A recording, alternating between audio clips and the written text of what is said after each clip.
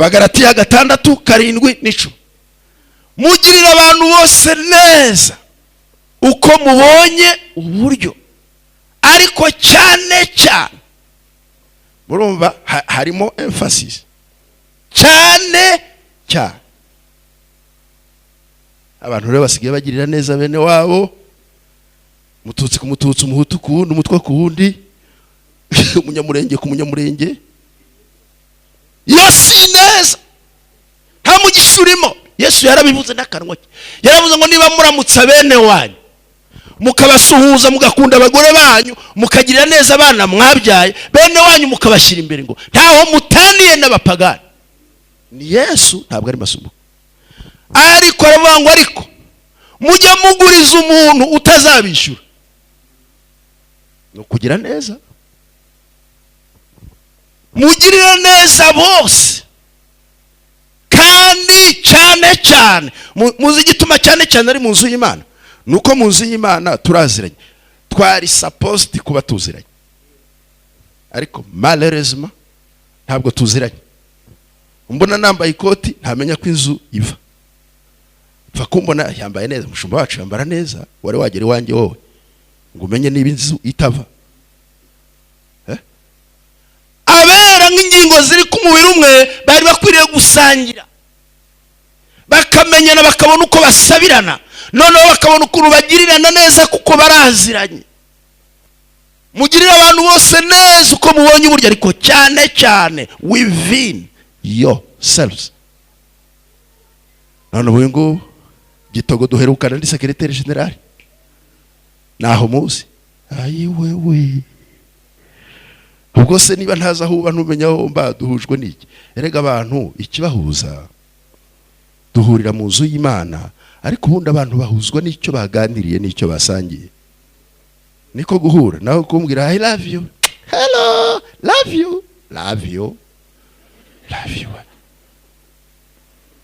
Mugirire neza abantu bose uko mubonye uburyo, ariko cyane cyane mugirirane neza nk'abera bacungujwe igiciro. Ndashaka gusoza mbabwira umurimo wa nyuma uhesha umugisha, no gutanga, cyane gutanga. Mudusomere Byakozwe n'Intumwa ibice 20:35. Muri muhesha umugisha, gutanga. Agiye wasoma mu Kinyarwanda cyiza. Ndashaka kwihuta ngo mujye aho dukorera. Gutanga. Byakozwe n'Intumwa ibice 20:35. Undi ari hangana mfashe gusoma uwo murongo umwe, urwandiko rw'Abami, igitabo cy'Abami cya 2 ibice 4:8. Udusomere uwo murongo umwe, ahandi ntituri buhasome.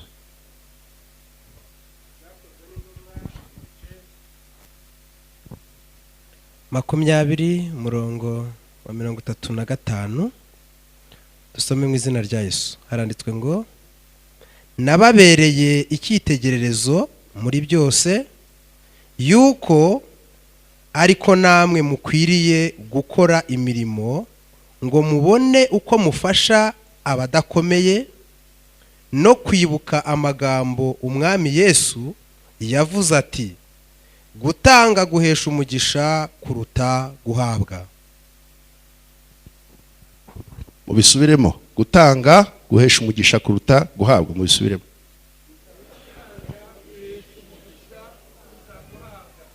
Kamere y'umuntu ni mpa. Kamere y'umuntu ni ugusaba, ni je.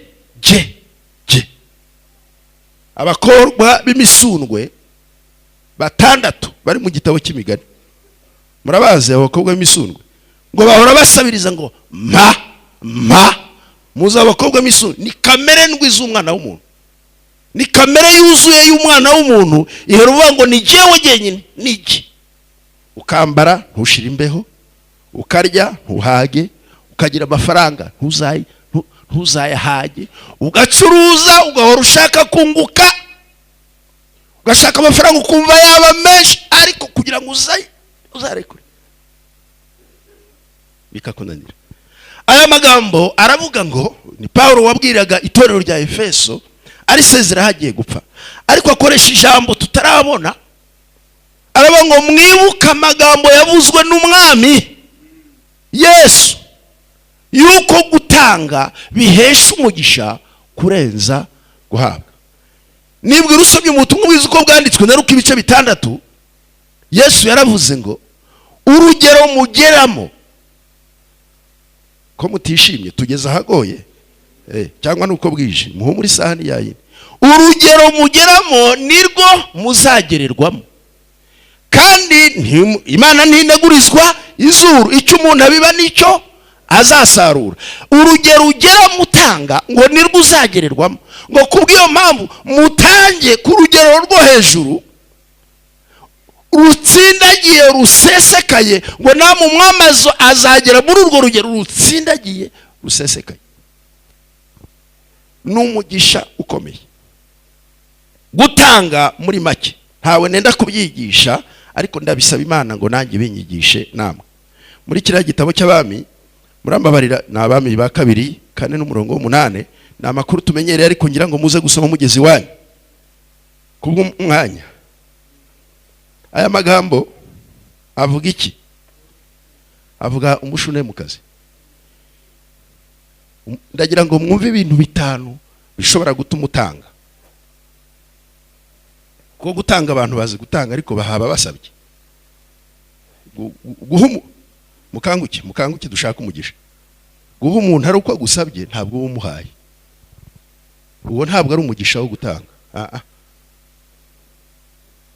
Umugisha wo gutanga kandi ugatanga cyane niwo mugisha wo gukorera Imana ukumva ntacyo wakoze, ukongera ugakora, ukiyongeza ugakora, niko gutanga. Umushunemukazi yari umugore w'umukire, ngo akabona umuntu w'Imana Elisa anyura ku rugo rwe. Ni amakuru muzi, ariko muyatware kuko nge narayacukumbuye pe. Uyu mushunemukazi ngo abonye uwo mugabo atambuka, uwo mugabo yari umuntu utarukwiriye no gukundwa, yari yarakennye. Elisa kera yari umufermier, yari umuntu uhinga worora kijyambere, yari rwiyemezamirimo. Bukeye umuhamagaro uramubwira ngo zibage uziteme ujye kuba umugaragu. Umuhamagaro utera umwaku kandi ukazana umugisha.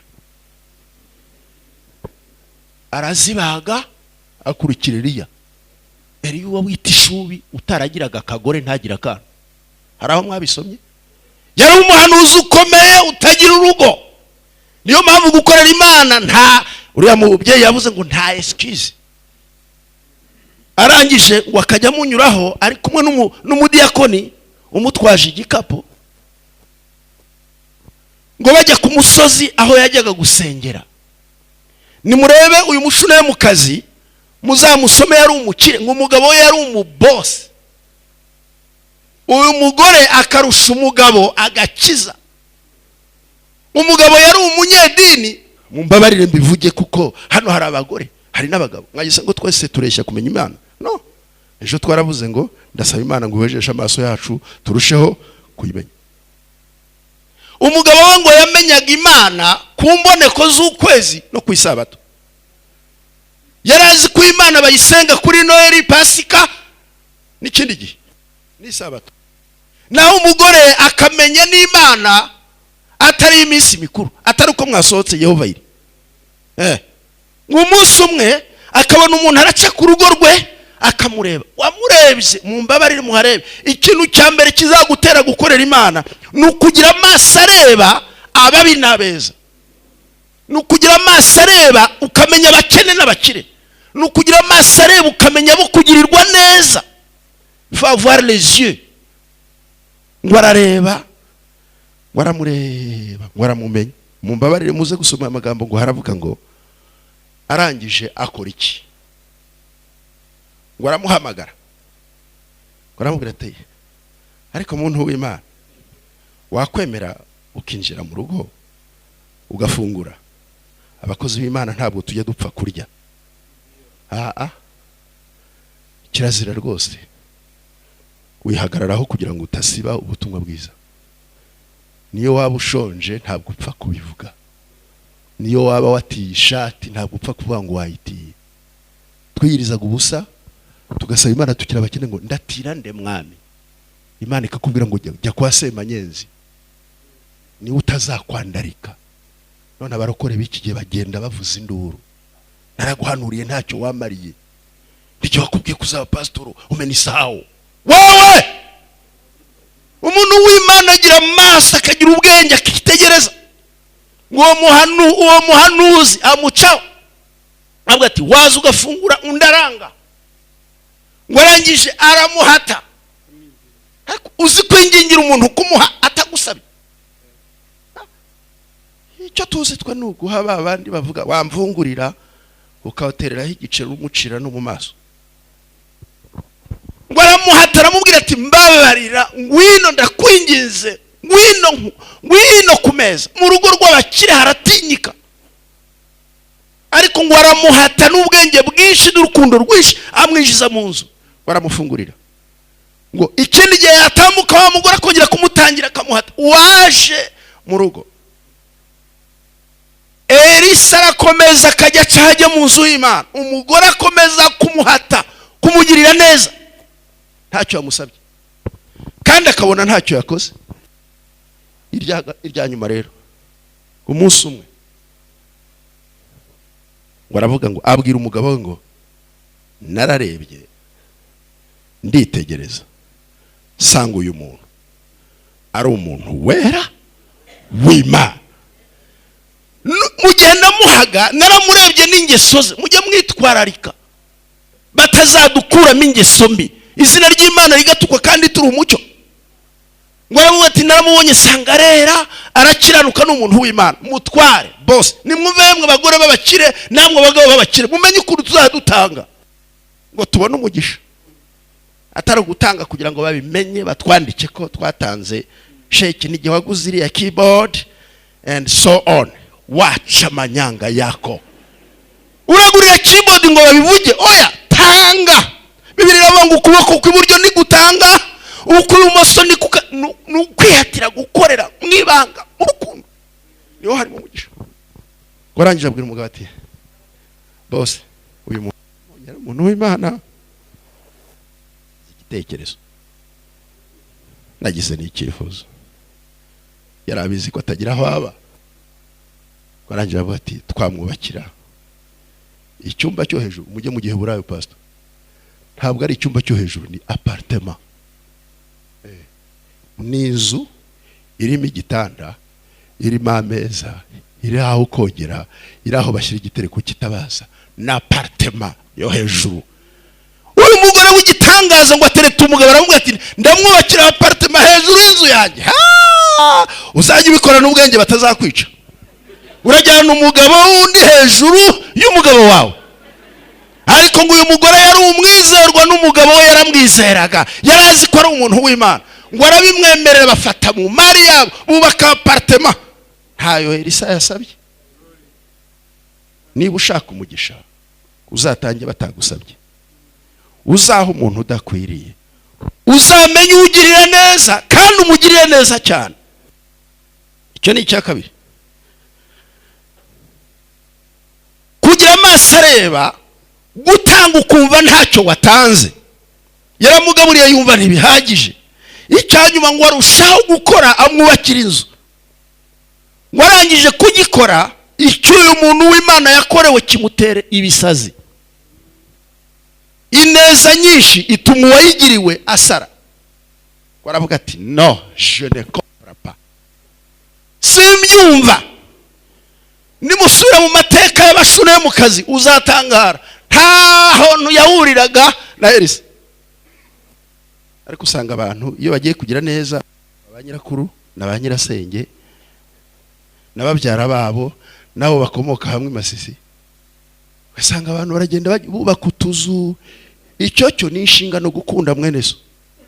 nishinga no kugirira neza nyogosenge. Ibyo turabikora n'abapagani barabikora. Ariko niba ushaka umugisha ujye umenya ukwiriye kugirirwa neza, umugirire neza kandi cyane. Ubirekure kuko gutanga umugisha bizana umugisha kurenza guhabwa. Nimwumva akantu yamukoreye Elisa, ndabivuga nkaho mutabizi ariko murabizi. Ndagira ngo mwumve abashaka umugisha abantu bawushakira. Umunsi umwe Elisa ngo yicarana n'umugaragu we Gihazi. Nta muntu utagira umumaro, ntugasuzugure n'umuzamu n'umuboyi akurusha kureba. Nukuri wabwira Gihazi ati niko uyu muntu watugiriye ineza inganira cyane. Ubu kweri tumusabira iki? Ifeza n'izahabu ntabyo dufite, ariko tujye dusenga ikumva. Tumusabira iki ku Mana burema? Ngo babiganira iminsi bukeye umugabo arasara. Elisa ngo arahamagara bamuga ati mada igira hano, mfite opportunity genda umuhanuzi, nemerwa ibwami, nemerwa ku mugaba w'ingabo, niwe watangaga inama ibwami no ku ngabo. Nemererwa yego cyane, si bose bakoranaga n'abami. Ati mfite ijambo ibwami, urashaka ko ngujyana ibwami nkakumenyekanisha?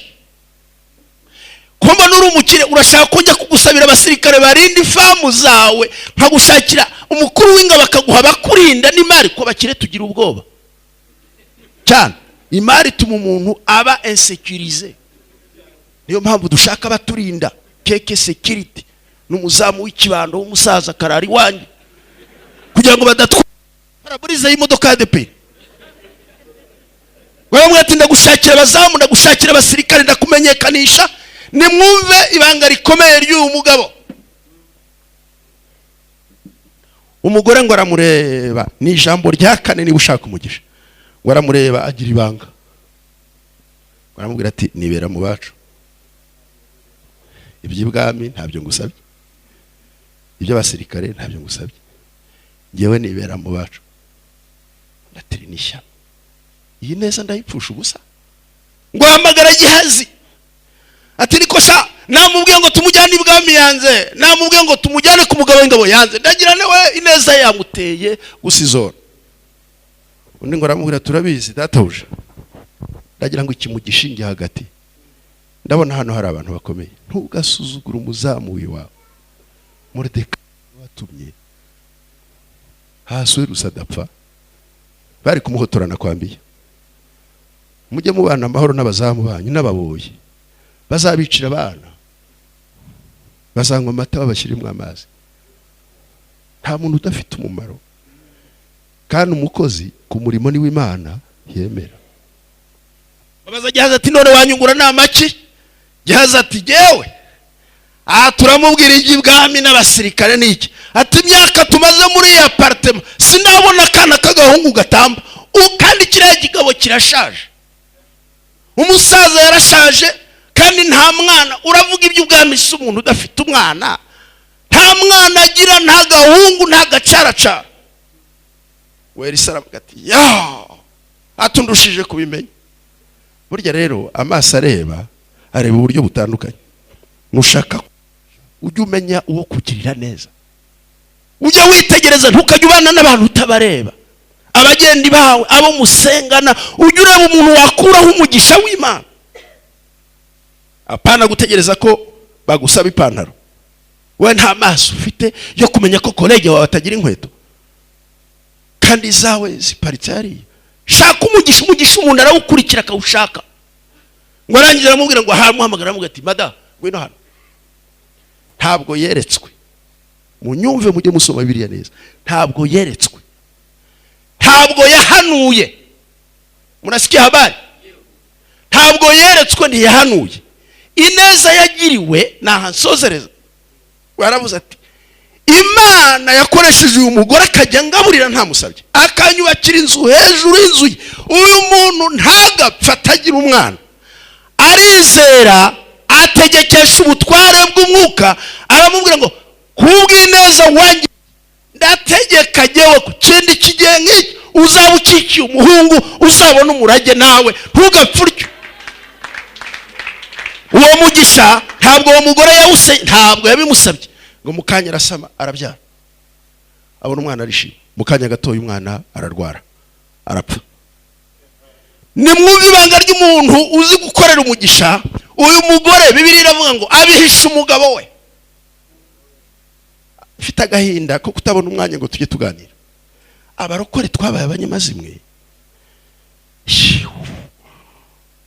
Imana itubabarire n'ukuri. Abarokore n'abanyamazimwe bavuga ubusa, bavuga manjwe, birirwa bongorera abamera abana bageze he. Wewe tugira ibanga n'Imana, ujye umenya uko Imana ikorana n'abantu bayishaka.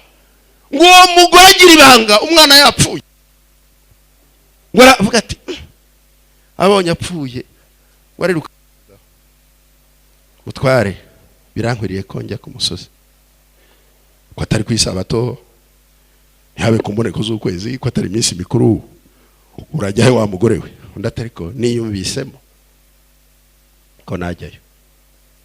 Niba ushaka umugisha w'Imana, uyu ugira ibanga ry'Imana.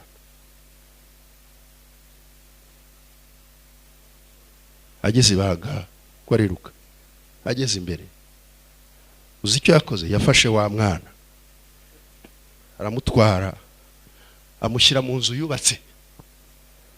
Afata inzu yubakisha amafaranga ye, afata igitanda yasasiyemo uwo muntu w'Imana n'amashuka, kuko ni wamukoreraga ibyo byose. Arangira avuga ati uyu mwana ntawe nasabye Imana, namuhawe n'uyu muntu w'Imana kubw'ineza. Hanyuma ubwo apfuye rero ndamusubizayo. Amurambikaho, amurambika ku mirimo ye, arayirambika aho ngaha aratereka. Ngo arangije ajya guhura na Elisa. Gihaza araza, dore ko hari baba hanuzi bapakirwa mu modoka ngo bajye gusengera abantu. Shaka gupakira bakujyana wewe, wagiye uhanura icyo watumwe n'Imana ntibakujyana, baragutwara. Ni uri igare, uri ingorofani. Ngo aragenda ahura n'umuhanuzi, ahura na Gihazi. Gihazi ati madana amahoro. No kwigana shebuja nta Mana imurimo. Undi ati ni amahoro. N'umwana ni amahoro, ni amahoro. N'umutware ni amahoro, ni amahoro. Naho nta mahoro ahari. Haba no kwerekana ikintu yari afite ibanga ry'Imana yakoreye. Ngo ahuye na Elisa aramubwira ati mutware ni wowe nshaka. Undi aturashaye ati ni amahoro. Undi ati niko hari umwana nagusabye, nigeze nkugirira neza kugira ngo uzansengera mbona umwana, ko nakorera Uwiteka Imana nizeye. Washukiye iki? Wampereye umwana iki? None n'umwana akaba apfuye. Ubu se mbaye umunyamwaku ari wowe wampaye umwana ntawe nasabye? What's wrong with me? Icyo nakoze iki? Ni kihe cyaha nakoze gituma unyicira umwana? Umugabo azamuka ababaye, aragenda ngo amubararaho, amubararaho arasenga. Ngo yigenza mu nzu, araza araryama arasenga. Uzi uko yavugaga? Ineza, Ineza uyu mugore yangiriye none umwica umwana. Ineza umwica umwana. Ibiryo nariye, inzu y'abandi ndaramo, umwica umwana. Waryamye karindwi, umwana arashyuha. Washyushye arongera aryamyeho, umwana aritsamura, aramuterura.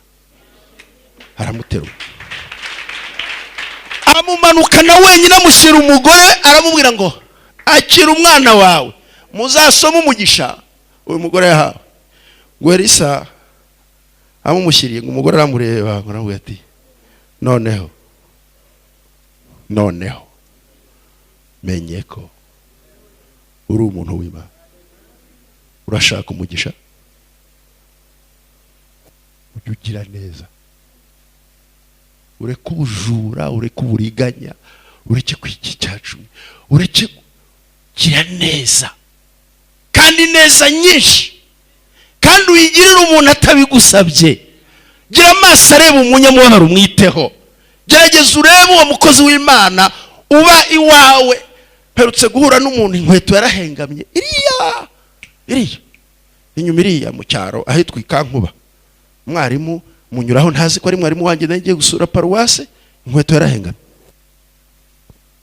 Imbabazi gusa, sinzi ko ari n'umwarimu, ko ntabwo twamenye barimu bakarere bose. Naye mbwiye umuntu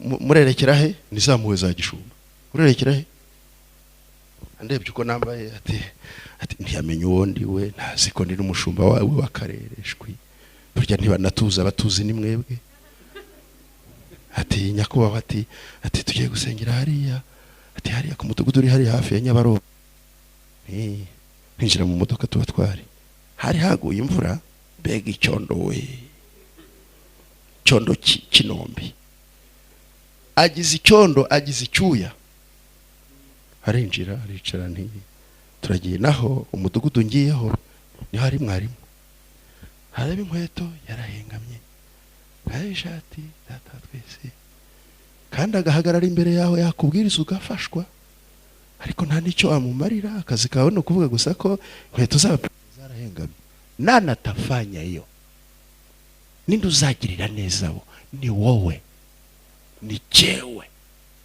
yibere mihesha umugisha gutanga kandi gutanga cyane kugira neza kandi kugira ineza nyinshi umugisha mwinshi ku muntu utanga reka mbasomera akantu gato nasomye ahantu kamfashije nagasomye ahantu kavuze ngo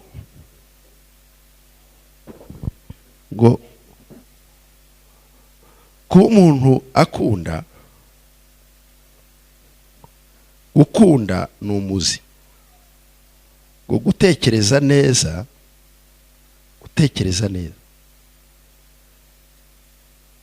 unayo ni amashami ngo ariko gukora neza ni imbuto kuba twarubise amagambo yose ni byiza ariko nitudashyira mu bikorwa kizaba ari igiti kitagira imbuto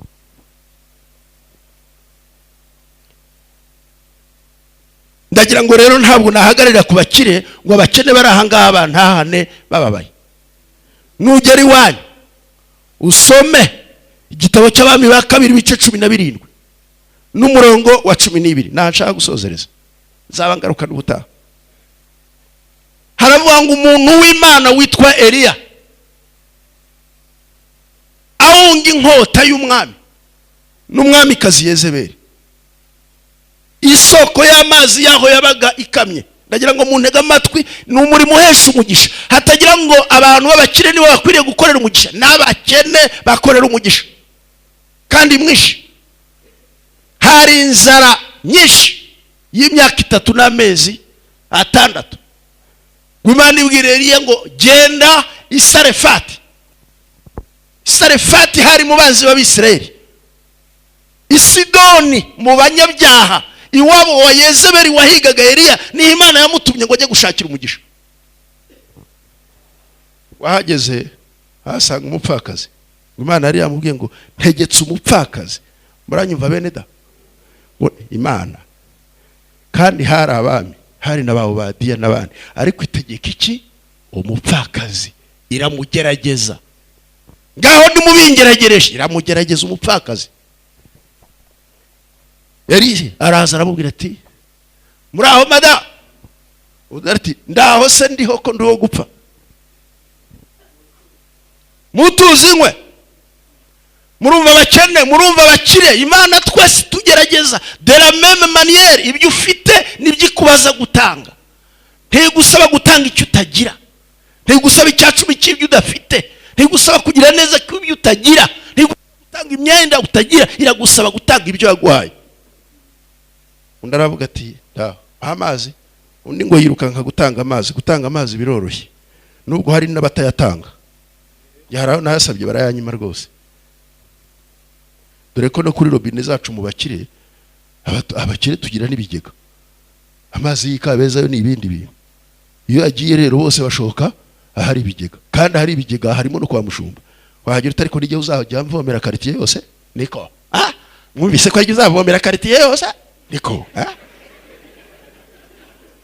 wirinde uri umuco nubwo utavomera quartier ariko uravuge neza unarebe neza usubize neza abo nibo dukwiriye kuzana kwa Yesu warangira aramubwira ati ngaho undi atari kukijya kunzanira amazi umpe n'agatsima nasomye mu cyongereza ngo yaramubwiye ngo umpe ka keke, ni keke. Unde umugore abasensere ntabwo ati nkurahiye Imana yawe ariyo ya Isirayeli, ubu ndatoragura udukwi tubiri kandi mfite agafu kurushyi, mfite n'uturanguzwa tw'amavuta, ndakavuganye n'umwana tukarye twipfire, ikaduhagije nguhe. Nimwumva abanyabugugu batanga ibyabasagutse, ujye utanga n'ibidahari. Urashaka umugisha, umvira Imana. Unaramubwira ati yewe kuko Uwiteka mbwiye ngo banza ugende ukankorere, njye mbanze rye, nyuma yaho Imana izaguha umugisha, izagutunga. Undi ngo yumvise izina ry'Uwiteka aravuga ati Imana yabo ndayizi, iyo atunze bene wabo mu butayu bakabyandika ati ndabikora ndayimuha ndabizi Imana yabo. Ngo aragenda aramuvugira akazana araka ako gake, ngo araza agashyira ku birenge by'umukozi w'Imana atakira, yumvira intumwa, yumvira Imana. Bakimara kubimuha Elisa amwaturaho umugisha aramubwira ngo kuko ikibo cyawe ntikizaburamo ifu, n'imperezo yawe ntabwo izaburamo amavuta, kuko wumviye icyo Imana ivuze, kandi n'umugaragu w'izina ry'Uwiteka. Kugirira neza abakozi b'Imana ni baraka tele. Simbibabwiriye ngo mubingirire, mwarabingiriye, niba mfite bibakomokamo.